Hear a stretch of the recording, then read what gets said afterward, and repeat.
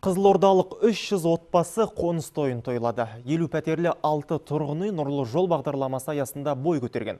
Жалпы биыл сыр өңіріндегі тұрғын үй құрылысының қарқыны жақсы. Өңірде жыл соңына дейін тағы 2,5 мыңға жуық отбасына баспана беру жоспарланған. Абаттанған аула зәулім үйлер. 40 жылдан бері ұстаздық жолмен келе жатқан Дүйсенкүл Ержанова енді осындай жаңа шағын ауданда тұрады.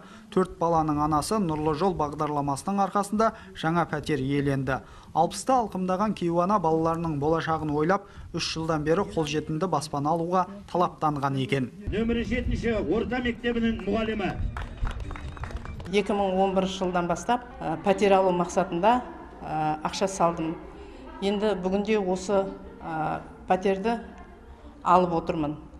6 жылға 4% несиеменен айына 45-50 мың шамасында салып тұрамын.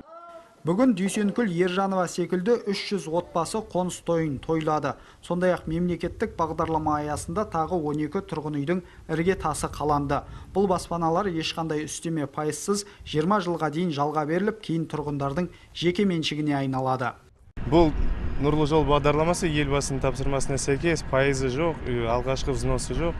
Тек қана әкімшілікте кезекте тұрған азаматтарға бұл үй таратылатын болады. Соның ішінде жас мамандарға, жастарға, жас жанұяларға 50% соларға таратылатын болады.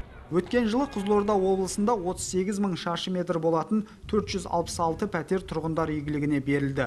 Ал биыл бұл көлем 4-5 есеге дейін артпақ. Дәлірек айтсақ, биыл сыр өңірінде 158 мың шаршы метрге шамалас 2440 пәтерді пайдалануға беру межеленген.